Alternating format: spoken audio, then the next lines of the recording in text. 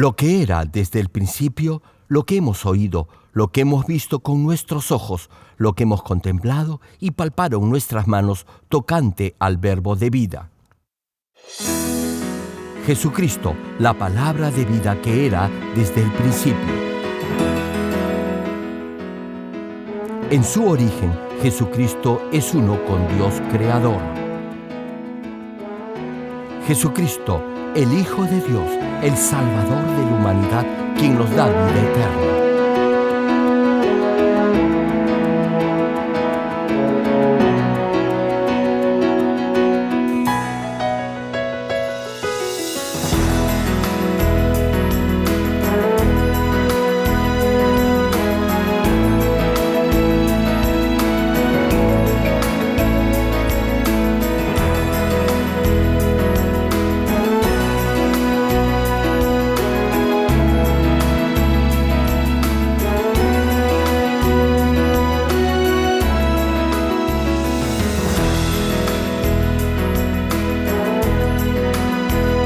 Estimado público, esperamos que a través de esta serie de prédicas del connotado evangelista de renombre internacional, Reverendo Dr. Gerald Lee, llegue a vivir una perfecta vida cristiana como verdadero Hijo de Dios.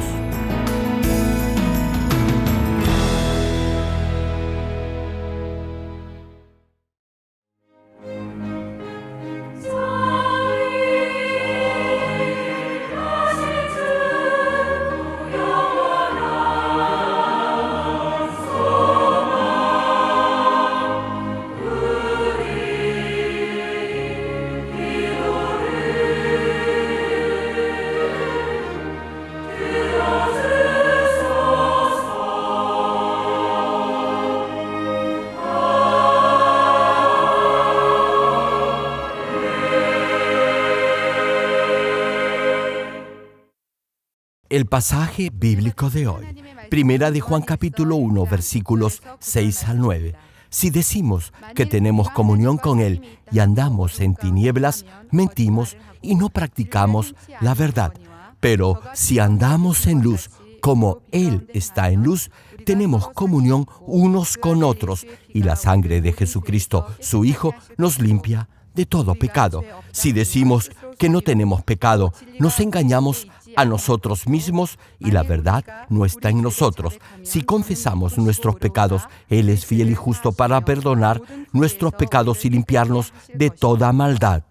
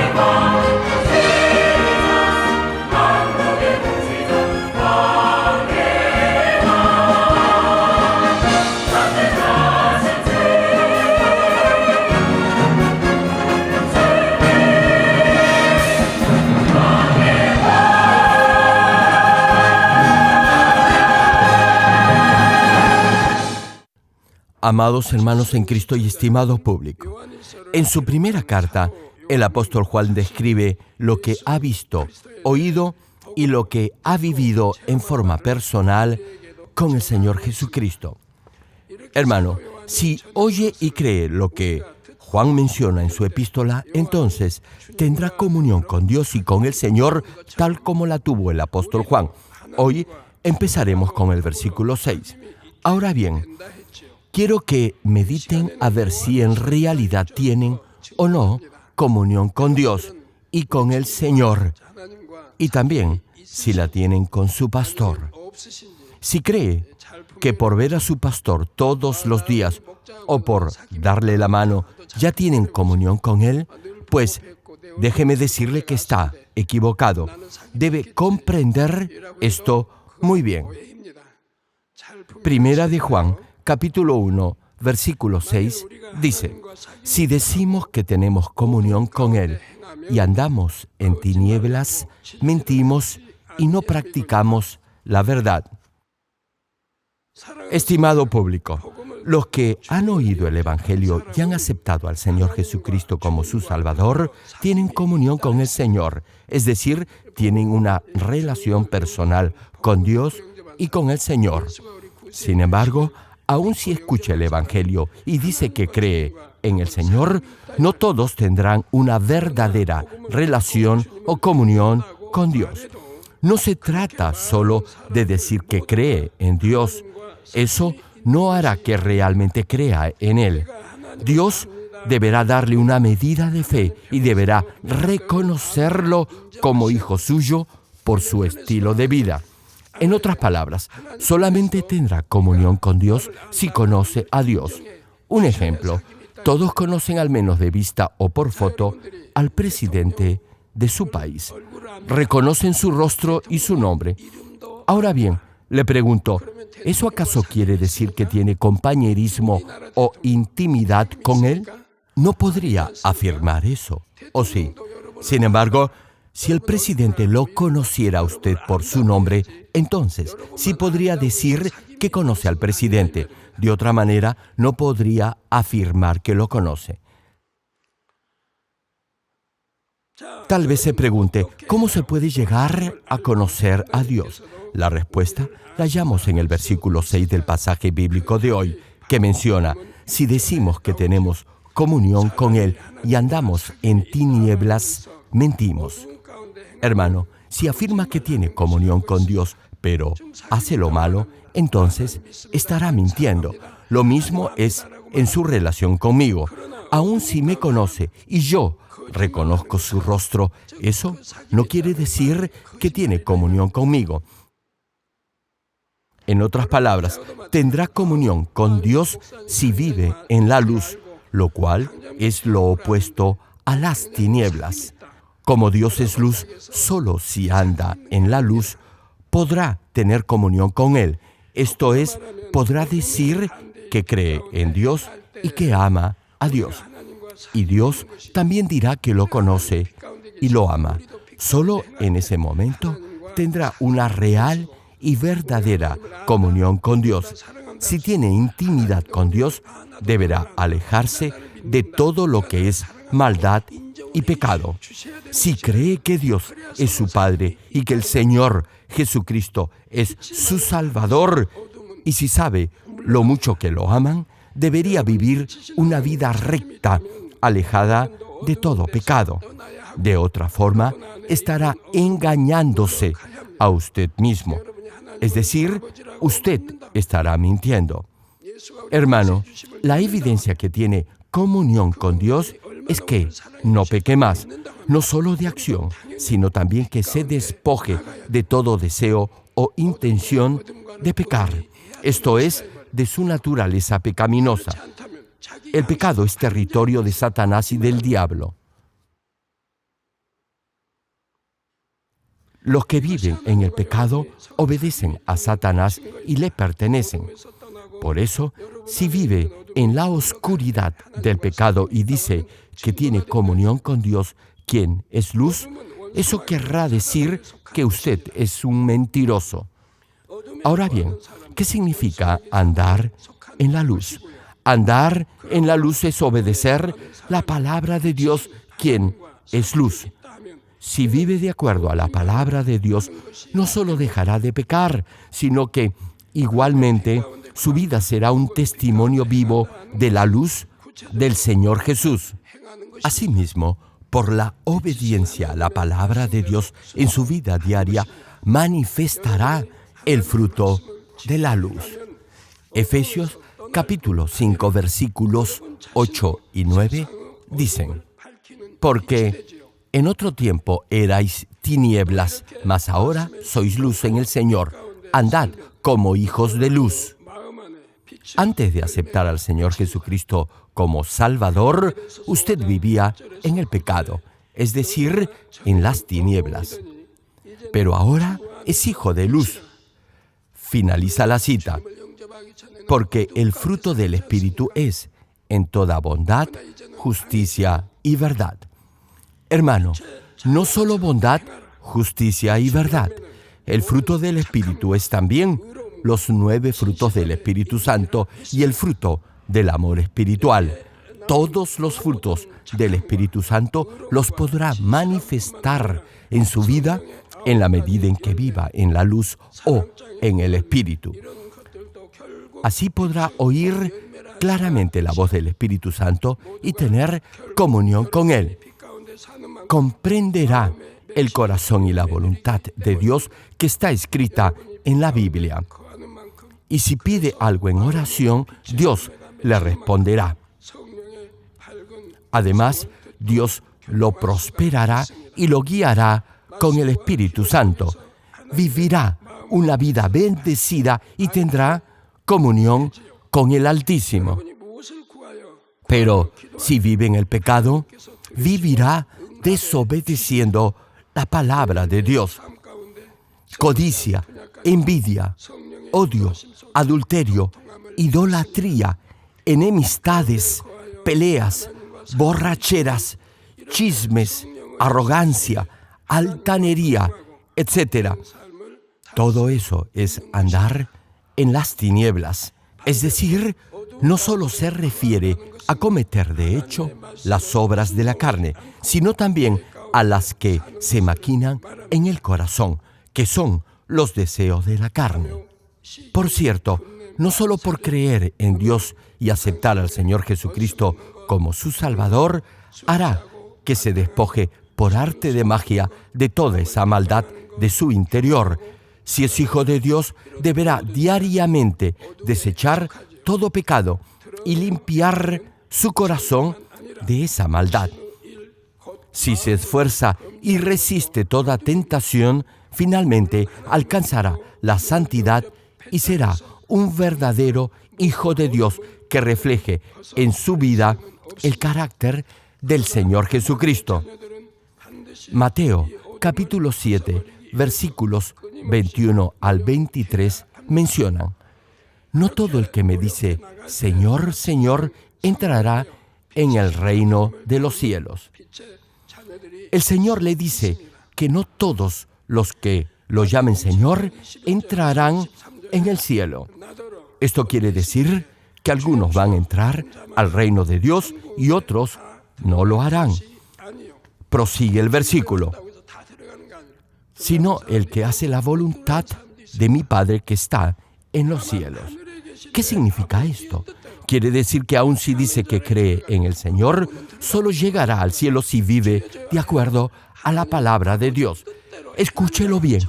Únicamente si obedece la voluntad de Dios, entrará al cielo.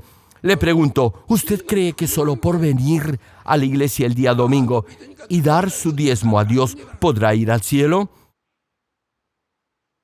El Señor le dice que solo aquellos que hacen la voluntad de Dios entrarán al cielo.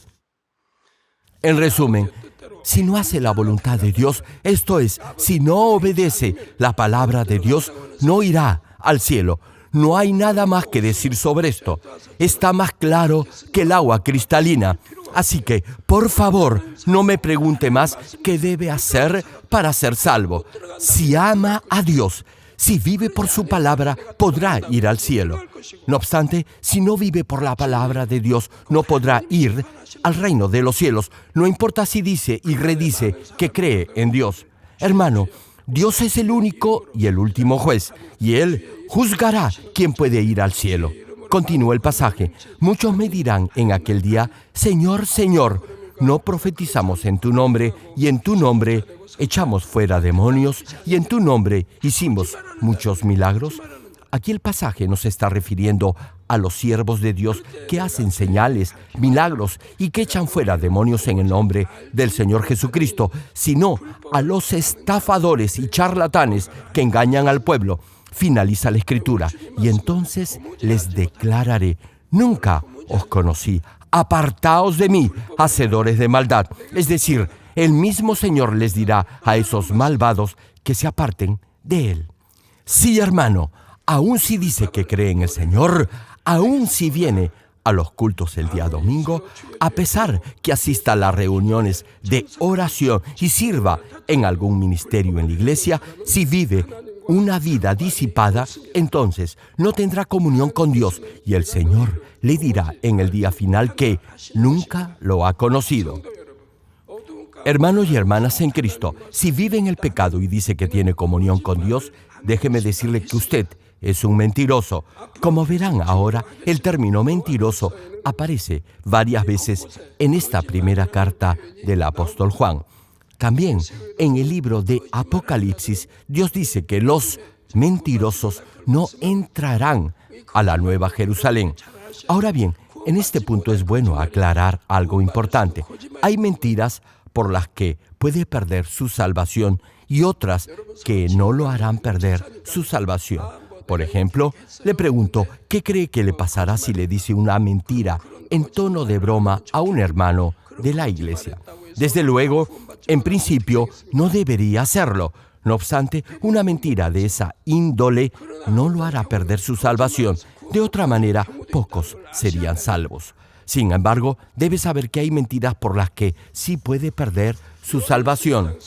Primera de Juan, capítulo 2, versículo 4, señala sobre esto. El que dice: yo le conozco, y no guarda sus mandamientos, el tal es mentiroso, y la verdad no está en él.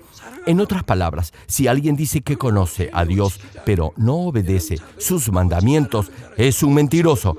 En este caso, eso querrá decir que la verdad no está en él. Y si no está en él, es porque no tiene el Espíritu Santo. ¿Sabe por qué? Porque si el Espíritu de verdad estuviera en su corazón, entonces no podría mentir de esa manera. No podría desobedecer los mandamientos de Dios. Los que no obedecen la palabra de Dios es porque no tienen la verdad en ellos. A pesar que saben que van a ir al infierno, no cambian. Siguen pecando, saben la palabra como mero conocimiento intelectual, no como palabra revelada por Dios. Su corazón no ha sido cultivado por la palabra, por eso no tienen relación personal con Dios. Este versículo tiene un significado similar al del pasaje bíblico de hoy.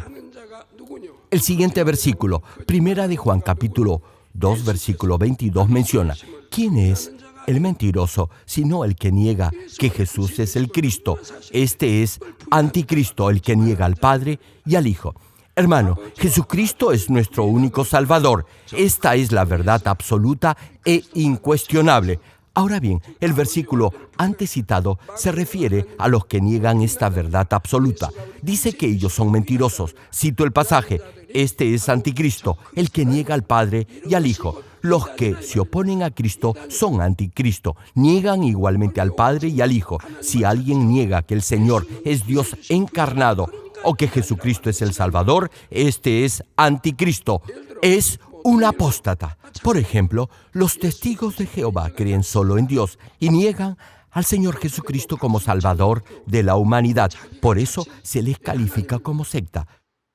Todo grupo que niegue al Señor Jesucristo como único Salvador es sectario. Hay asimismo algunos líderes religiosos que se autoproclaman Dios.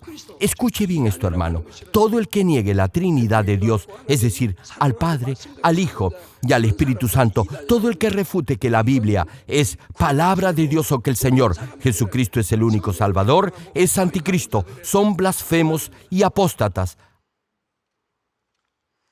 Ahora bien, si alguien juzga y condena como apóstata a un siervo de Dios que proclama su palabra y no niega los principios antes enunciados, sería como si estuviera blasfemando contra el Espíritu Santo. Por eso no podría ser salvo. Además, 1 de Juan capítulo 4, versículo 20, añade: si alguno dice, yo amo a Dios y aborrece a su hermano, es mentiroso. Aquí otra vez aparece la palabra mentiroso. Hermanos, la mayoría de los cristianos afirman que aman a Dios. Sin embargo, la Biblia enfatiza que si alguien dice que ama a Dios y odia a su hermano, ese es un mentiroso. Continúa el pasaje: pues el que no ama a su hermano, a quien ha visto, ¿cómo puede amar a Dios a quien no ha visto? Si tan solo retuviera lo que significa el vocablo mentiroso en esta primera carta del apóstol Juan, podría comprender la esencia de esta epístola. En la primera prédica de esta serie les hice un breve recuento del contexto histórico en el cual fue escrita esta primera carta. ¿Lo recuerdan? ¿Sí? En el tiempo de la iglesia primitiva había algunos que procuraban engañar y confundir a los hermanos con esas enseñanzas heréticas provenientes del agnosticismo. No aceptaban que el Señor Jesucristo es Hijo de Dios, quien vino en forma de hombre a esta tierra. Negaban igualmente el hecho que a través de su crucifixión, resurrección y ascensión a los cielos, Él llegó a ser el Salvador del ser humano. Asimismo, propugnaban que si se creía en Dios, no se tenía por qué vivir una vida moralmente correcta. Decían, como los nicolaitas, que el espíritu y el cuerpo están separados y que el espíritu puede ser salvo aún si peca con su cuerpo. A fin de refutar esta apostasía, el apóstol Juan enfatiza en su carta que Jesucristo es el Hijo de Dios, quien vino en cuerpo humano a esta tierra. Si ha escuchado la serie de prédicas titulada El mensaje de la cruz, ya sabrá por qué Juan insistía en esta revelación del Hijo de Dios. Los que niegan el hecho que Jesús vino a este mundo como hombre son anticristo. Es lo mismo que negar que Jesucristo es nuestro Salvador.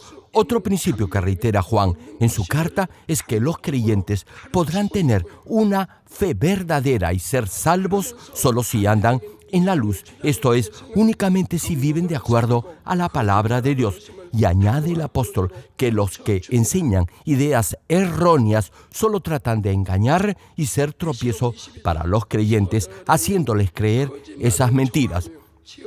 Apocalipsis capítulo 22, versículo 15 menciona que todo aquel que ama la mentira y hace mentira, es decir, tiene el hábito de mentir, se quedará fuera de la santa ciudad. Dice que se quedará fuera de la Nueva Jerusalén. Hermano, si miente o le gusta hacer bromas, le aconsejo, deje ahora mismo de hacerlo. Cuando alguien hace una broma, lo hace por diversión. No obstante, Dios le manda no mentir. Y es que en las bromas hay algo de mentira. Por eso le digo, mejor no haga bromas. Por cierto, tampoco debe mentir. ¿Sabe por qué?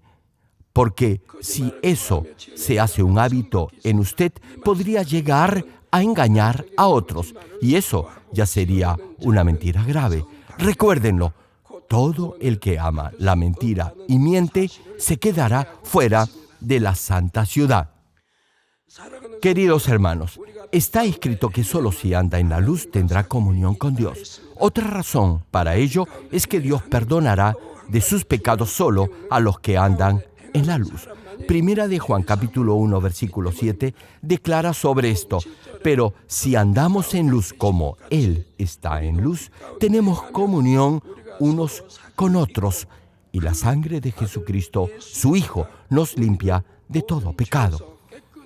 Hermano, este versículo implícitamente señala que no será perdonado de sus pecados tan solo diciendo que cree en el Señor Jesucristo. El problema radica en que hay muchos que enseñan de esa manera. Afirman que el Señor derramó su sangre y murió crucificado para redimir al ser humano de todo pecado y que solo creyendo eso ya es salvo. Es decir, dicen que para ser salvo basta con decir que cree en el Señor Jesucristo y que lo acepta como su Salvador. Sin embargo, eso es tener una fe solo de teoría. En diversos pasajes en la Biblia, Dios enfatiza que creer o tener fe es vivir de acuerdo a su palabra y accionar de acuerdo a ella. Tanto en el Antiguo como en el Nuevo Testamento se subraya que si cree en Dios deberá vivir solo por su palabra. Debido a que no se enseña esto, sino más bien se dice que solo por confesar que cree en el Señor será salvo, muchos creyentes viven en el pecado. No obstante, la Biblia es tajante en este tema. Nos dice que Dios es luz, que nuestro Señor Jesucristo también es luz, y que si usted anda en la luz, vivirá de acuerdo a la palabra de Dios. Entonces tendrá comunión con Dios y la sangre del Señor Jesús lo limpiará de todo pecado. Le pregunto, ¿hay acaso algún versículo en la Biblia que diga que la sangre del Señor Jesucristo lo limpiará de todo pecado si vive pecando? El versículo antes citado se menciona cada vez que se celebra la cena del Señor. Debido a que el Señor Jesús derramó su preciosa sangre, todo pecador arrepentido podrá ser perdonado de sus pecados, ser salvo y podrá acceder a la vida eterna. Pero hay una condición para que Dios lo perdone de sus pecados y le conceda la vida eterna por la sangre del Señor Jesucristo. Juan capítulo 6, versículo 53 nos detalla esa condición y dice el pasaje: Jesús les dijo, de cierto os digo, si no coméis la carne del Hijo del Hombre y bebéis su sangre, no tenéis vida en vosotros. Hermano, aquí no tener vida significa que no es salvo. Esto es, que va a ir al infierno. Solo si tiene vida eterna podrá ir al cielo. El Señor está diciendo que si come la carne del Hijo del Hombre y bebe su sangre, tendrá vida eterna. Vale decir, será salvo. En un sentido natural, para que el ser humano pueda vivir, deberá comer alimento sólido. Ahora bien, cuando come algo sólido, también deberá beber líquido. Todo lo que ingiere, arroz, sopa, carne, etc., todo contiene cierto porcentaje de agua.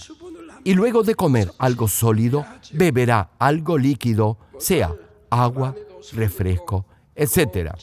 Hermano, cuando come alimento sólido, deberá asegurarse también de beber algo líquido. De esta manera podrá digerir los nutrientes y desechar lo que no es de provecho.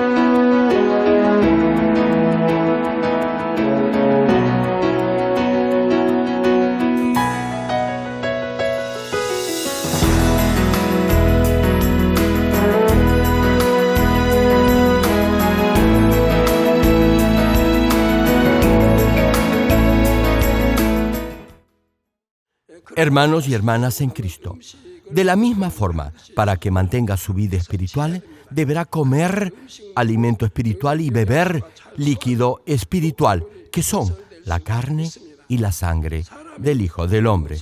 Comer la carne del Hijo del Hombre es escuchar y comprender la palabra de Dios.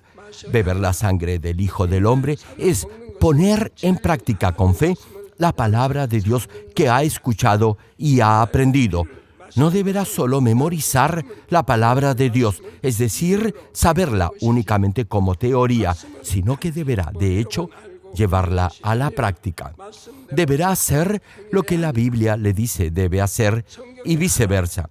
Deberá cumplir con lo que la Biblia dice debe cumplir y despojarse de todo aquello que la Biblia le manda despojarse. Hermano, si obedece y aplica la palabra de Dios día a día, podrá desechar todo lo malo que hay en su interior. Su corazón se llenará del fruto del Espíritu Santo.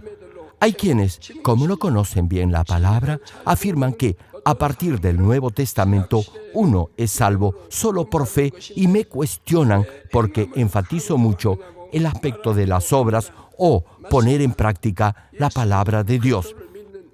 Sí, hermano, es correcto. Solo por fe se es salvo y solo por fe en el Señor Jesucristo Dios lo perdonará de sus pecados.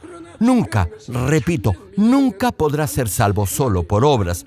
Sin embargo, lo que se debe resaltar es que la verdadera fe debe ir acompañada de hechos, acciones y obras. Santiago, capítulo 2, versículo 14, declara sobre esto: hermanos míos, ¿de qué aprovechará si alguno dice que tiene fe y no tiene obras? ¿Podrá la fe salvarle? Hermano, este versículo implica que la fe sin obras no sirve. Limitarse a repetir que cree, pero si no muestra evidencias de verdadero arrepentimiento, es decir, de cambio en su vida, no le servirá. Reitero la pregunta: ¿podrá esa fe salvarle?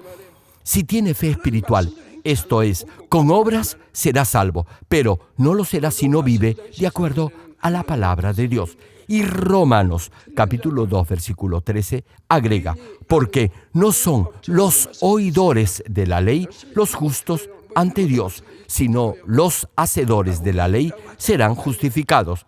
Hermano, no basta con oír y leer con atención la palabra de Dios para ser declarado justo ante Dios. La Biblia dice: porque no son los oidores de la ley los justos ante Dios, sino los hacedores de la ley serán justificados. Sí, hermano, únicamente los hacedores de la ley serán justificados. Solo si aplica la palabra de Dios en su vida será justo ante Dios. En la medida en que se despoje del pecado y la maldad, será justificado. Así que oír la palabra de Dios no lo es todo. Repito, solo los hacedores de la ley serán justificados. Lo mismo sucede cuando aprende a tocar un instrumento. Le pregunto: ¿cómo aprende a tocar un instrumento musical? Tomemos como ejemplo el piano. ¿Acaso solo por leer un manual para aprender a tocar el piano ya podrá hacerlo? Sin la práctica, nunca lo podrá hacer. Luego de haber repasado el manual, deberá poner en práctica lo que ha leído. Y solo después de horas de mucha práctica, llegará a tocar el piano. Pero solo saber la teoría no lo capacitará para tocar ese instrumento. Lo mismo sucede con cualquier otra disciplina o deporte. No llegará a ser un buen atleta únicamente estudiando manuales de entrenamiento. Requerirá de una dura preparación. Por cierto, además de su esfuerzo y entrenamiento, deberá tener un mínimo de talento para destacar en cualquier deporte o disciplina. Es lo mismo con la palabra de Dios. No bastará solo con leerla y oírla. En muchos pasajes de la Biblia, Dios subraya que si no obra conforme a su palabra, no será salvo. Hay muchos a quienes la palabra les entra por un oído y les sale por el otro. Hermano, numerosas veces les he mostrado la forma para llegar al reino de los cielos, para tener vida eterna y entrar a la Nueva Jerusalén. Y me pregunto, ¿por qué hay algunos que hacen lo contrario? Una pregunta: ¿acaso les resulta molesto venir al culto el día domingo, a veces pienso que algunos de ustedes prefieren quedarse durmiendo o salir con sus amigos ese día. ¿Se imaginan? Si esto les resulta difícil, sería casi una misión imposible que den el diezmo a Dios. Retomando la prédica, cuando comienza a vivir de acuerdo a la palabra de Dios, su fe crecerá y así será justificado ante Dios y será salvo del infierno. Incluso si ya ha aceptado al Señor Jesucristo como su Salvador y ha recibido el Espíritu Santo, si no vive de acuerdo a la palabra de Dios, no será salvo. Como ya les he compartido en la serie La Semilla de Vida, todos tenemos esa semilla, pero deberá hacerla brotar y crecer para mantenerla viva. Y para eso deberá crecer en su vida de fe, y así su espíritu y su alma serán prosperados. Es igual con un bebé recién nacido. Si no crece, finalmente morirá. Luego que un bebé nace, deberá alimentarse para que pueda desarrollarse. Si un bebé no crece, no podrá desarrollarse en forma normal y al final morirá. De igual manera, su espíritu deberá crecer y crecerá por medio de la palabra de Dios y la oración con la ayuda del Espíritu Santo. Jamás deberá detenerse en ese proceso de crecimiento. A ver, una pregunta. ¿Qué cree que le pasará si peca ya sabiendo la palabra de Dios? ¿Qué cree que le podrá pasar?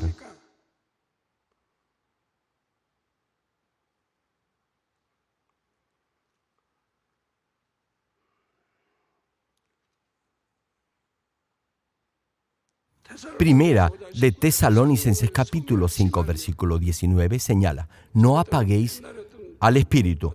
Hace muchos años, cuando todavía era estudiante del seminario, al asistir a un culto, oí a un pastor afirmar que el Espíritu Santo no se puede apagar. Sin embargo, en varias partes de la Biblia podemos leer que el Espíritu Santo puede extinguirse. La Biblia declara que, a menos que no viva conforme a la palabra de Dios, el Espíritu Santo se podrá apagar en usted. Por eso, Dios le dice que debe despojarse de toda forma de maldad y no apagar el Espíritu. En el libro de Apocalipsis, Dios señala que vomitará o desechará a los que tienen una fe tibia. La palabra subraya que si vive una vida cristiana doble, es decir, tibia, y si no circuncida su corazón, su nombre será borrado del libro de la vida. Como Moisés sabía esto, intercedió por el pueblo de Israel pidiéndole a Dios que si no los podía perdonar, quitara su nombre del libro que Dios había escrito. En diversos pasajes, la Biblia menciona que los nombres podrán ser borrados o quitados del libro de la vida. No obstante, repito, hay pastores que afirman que una vez que se recibe el Espíritu Santo, nunca se puede apagar o extinguir.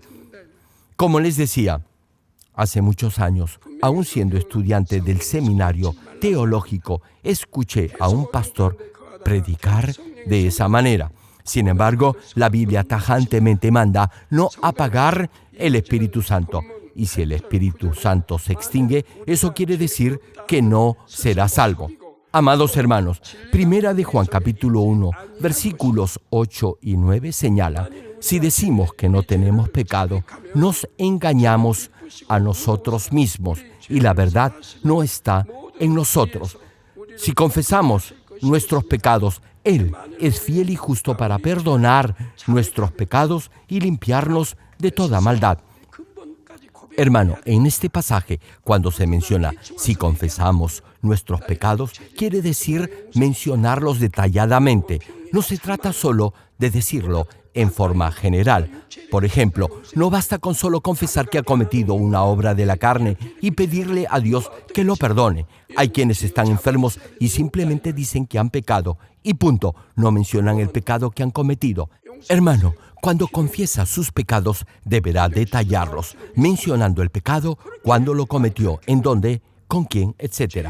En fin, todo lo que recuerde. Pero, repito, hay quienes aún estando enfermos, vienen para que ore por ellos y me dicen que Dios ya los ha perdonado de su pecado. Sin embargo, ya les he dicho que si quiere que Dios los sane de alguna enfermedad, deberá primero confesarle su pecado y arrepentirse completamente de ello. Y si el pecado cometido ha sido grave, el arrepentimiento deberá ser de todo corazón, con lágrimas y llanto. Por eso, si ha pecado, no deberá tan solo limitarse a decirle a Dios que ha pecado y que lo perdone. No se olvide que le está hablando a Dios. Deberá confesar sus pecados en forma detallada. Dios le dice que, si confiesa sus pecados, Él es fiel y justo para perdonarlo y limpiarlo de toda maldad. A excepción del Señor Jesús, quien fue concebido por el Espíritu Santo, todo ser humano descendiente de Adán ha heredado el pecado original del primer hombre, es decir, del mismo Adán. Además, todos durante su vida han pecado, a pesar que hay quienes dicen que han sido buenos y que han vivido una vida recta. Todos ellos, al reflejar su vida en la palabra de Dios, se percatarán de los pecados que han cometido. Por ejemplo, suponga que alguien, sin razón alguna, lo golpee en la cara y usted solo reprime su cólera. Para los demás, ese comportamiento quizás pueda resultar bueno y hasta encomiable. No obstante, para Dios no lo es. Dios considera eso aún como maldad. Si bien exteriormente no ha reaccionado con violencia, en su interior todavía tiene maldad y eso, óigalo bien, es pecado para Dios. Sea pecado original o pecado personal, el ser humano no puede librarse de las consecuencias por haber pecado. A fin de dar una salida al pecador, Dios envió a su único Hijo, Jesucristo, a esta tierra. Hermano, Dios lo perdona si cree en el poder de la sangre del Señor Jesucristo. Sin embargo, para ser perdonado y ser salvo, primero deberá confesar que es pecador. Cuando de esa manera ora a Dios haciendo esa confesión, Dios le enviará el Espíritu Santo a su corazón y el Espíritu Santo le mostrará sus pecados. Yo, por ejemplo, antes de ser cristiano pensaba que vivía una vida correcta. No obstante ello, al asistir por primera vez a un culto en una iglesia cristiana y luego de haber aceptado al Señor Jesucristo como mi Salvador, me di cuenta de lo pecador que había sido. Aun cuando creía que había vivido una vida recta, al recibir el Espíritu Santo me tuve que arrepentir de toda mi maldad y lo hice por varios días. Cada vez que oía la palabra de Dios, me arrepentía de lo malo que había sido. No me acuerdo cuántas veces debo haber llorado por arrepentimiento. Tenía tantas cosas por las que debía arrepentirme. Y eso que yo no había mentido ni engañado a otros. Jamás dejé de pagar una deuda. Incluso antes de aceptar al Señor Jesucristo como mi Salvador, siempre hice lo correcto.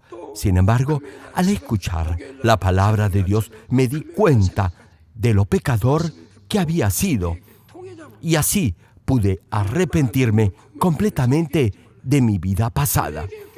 Mi esposa también hizo lo mismo. ¿Y qué me dicen ustedes? ¿En verdad se han arrepentido completamente de sus pecados luego de aceptar al Señor Jesucristo como su Salvador? Hermano, si uno en verdad se arrepiente de sus pecados, su corazón se sentirá aliviado por haberse quitado de encima ese lastre. Así podrá amar a Dios y vivir de acuerdo a su palabra.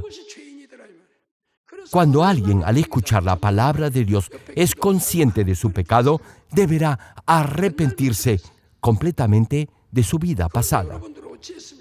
No obstante, el problema es que algunos no lo hacen. Ahora bien, el arrepentimiento puede durar varios días. Incluso podrá recordar pecados que cometió hace muchos años. Y al hacerlo, deberá, si puede, orar de rodillas, clamando a Dios por un completo arrepentimiento.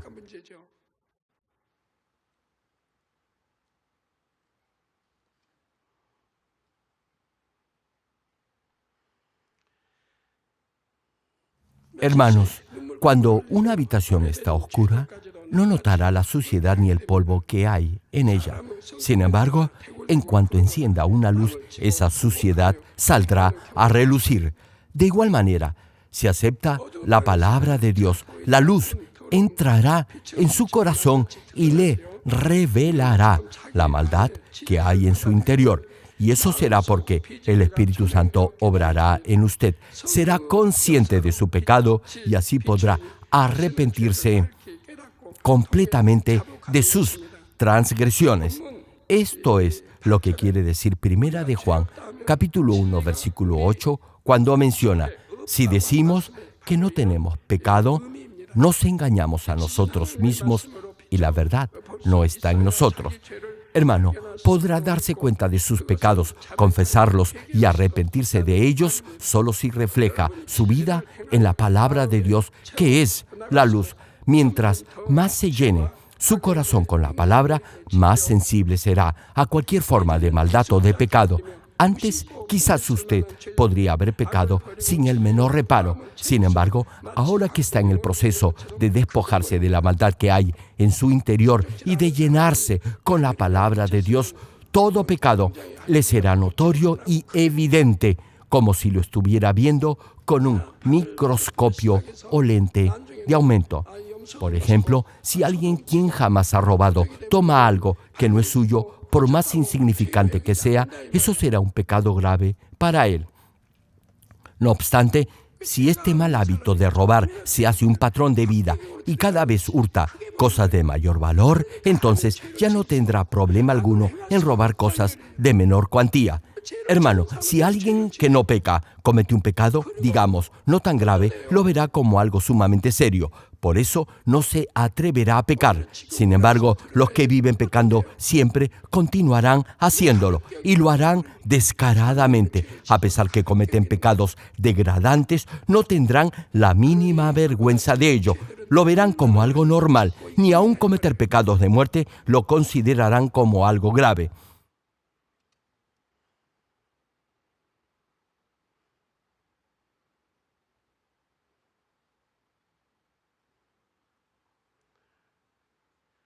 ¿Se imaginan entonces la cantidad de pecados que cometerán?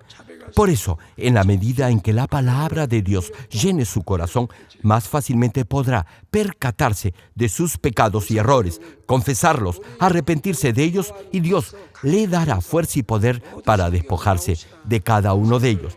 Termino el mensaje. Amados hermanos en Cristo y estimado público, los animo a todos para que a través de esta serie de prédicas lleguen a limpiar y santificar su corazón. A pesar que haya vivido en el pecado o haya cometido pecados graves, podrá desde ahora cambiar para bien, esforzándose por limpiar su corazón, esto es, por santificarlo. Hermanos, les digo algo de todo corazón. Mi más ferviente deseo es que todos ustedes sean salvos y lleguen al cielo. ¿Se imaginan encontrarnos en el mejor lugar en el reino de los cielos, es decir, en la Nueva Jerusalén? Tomémonos de la mano unos a otros y vayamos todos juntos a la Nueva Jerusalén. ¿Cuántos dicen amén? Ahora oremos todos unidos en voz alta meditando en la palabra de hoy. Aleluya. Gracias, Padre, por tu amor y tu misericordia. Que la palabra que hoy he compartido se haga fe y vida en cada uno de tus hijos y cale en sus corazones. Dale poder para vivir por tu palabra y que así puedan examinar cómo han vivido hasta ahora su vida cristiana. Fortalécelos para que obedezcan tu palabra y crezcan en su nivel de fe. Si hay alguno que aún vive en el pecado, que es tentado o que incluso durante el culto se duerme o piensa en otras cosas, te pido que lo redargullas de juicio. Te pido en especial por los jóvenes. Despiértalos de su letargo espiritual y apártalos de toda distracción mundana que los pueda llevar a pecar y, por ende, al infierno. Padre, guarda y protege a todos los jóvenes y dales la permanente llenura de tu Espíritu Santo. Gracias, Padre. He orado en el nombre del Señor Jesucristo. Amén.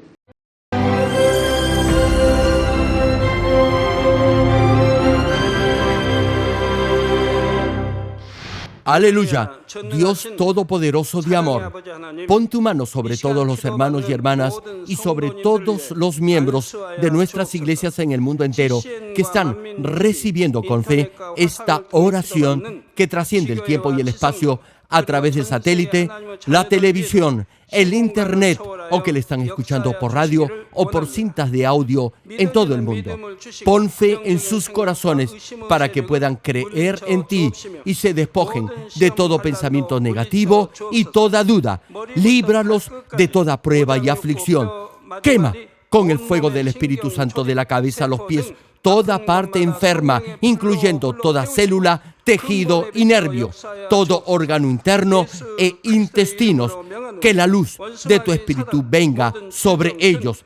En el nombre de Jesucristo, ordeno al diablo y a Satanás, a todo tipo de enfermedad, germen y dolencia, fuera. Quema con el fuego del Espíritu Santo toda enfermedad incurable y toda dolencia crónica. Que toda enfermedad contagiosa, resfriado y fiebre desaparezca. Protégelos de cualquier tipo de microbio, virus y bacteria. Sánalos de todo tipo de cáncer, incluyendo cáncer al estómago, al pulmón, al hígado, cáncer de mama, cáncer al útero, al intestino y toda otra enfermedad como el SIDA, leucemia, apoplejía cerebral, presión arterial alta y baja, enfermedades cardiovasculares y pulmonares, diabetes, enfermedades propias de la mujer, enfermedad a la tiroides y toda clase de inflamación. Quema con el fuego del Espíritu Santo toda polio, derrame cerebral, artritis y hernia. Que todo tipo de dolor de espalda, de cabeza y toda clase de neuralgia desaparezca. Líbralos de toda epilepsia, autismo, depresión, neurosis y enfermedades mentales y de toda clase de parálisis. Que los cojos y tullidos se levanten y caminen. Restaura la vista y el oído. Que los ciegos abran sus ojos, los sordos vuelvan a oír y que los mudos empiecen a hablar. Líbralos de todo tipo de accidente. Restaura los huesos rotos. Sana toda quemadura. Líbralos de toda adicción a las drogas. Regenera los nervios, tejidos y células muertas. Revive a los muertos. Bendice a los que no pueden tener hijos. En el nombre del Señor Jesucristo, ordeno al diablo y a Satanás, al príncipe de la potestad del aire y a toda fuerza del mal, fuera.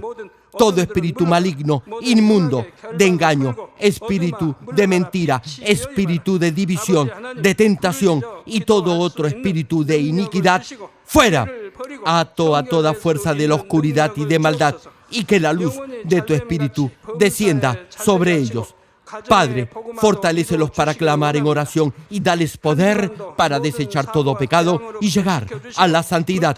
Que tengan salud, que sus almas prosperen y que sus familias sean evangelizadas y vengan al Señor. Protégelos de todo tipo de accidente y bendícelos para que tengan una vida de éxito y prosperen todo.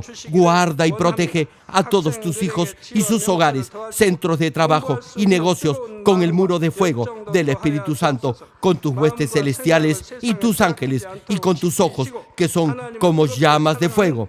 Da a los estudiantes sabiduría y perseverancia y pone en sus corazones el anhelo de estudiar y progresar. Guarda sus corazones y pensamientos de todo lo mundano y siembra en ellos un ferviente amor por el Señor. Dios, bendice a tus hijos y que todo lo que hagan sea para gloria tuya. Gracias, Padre, por haber escuchado nuestra oración. Toda la gloria sea para ti. He orado en el nombre de nuestro Señor Jesucristo. Amén. Jesucristo, la palabra de vida que era desde el principio. Jesucristo, el Hijo de Dios, el Salvador de la humanidad, quien nos da vida eterna.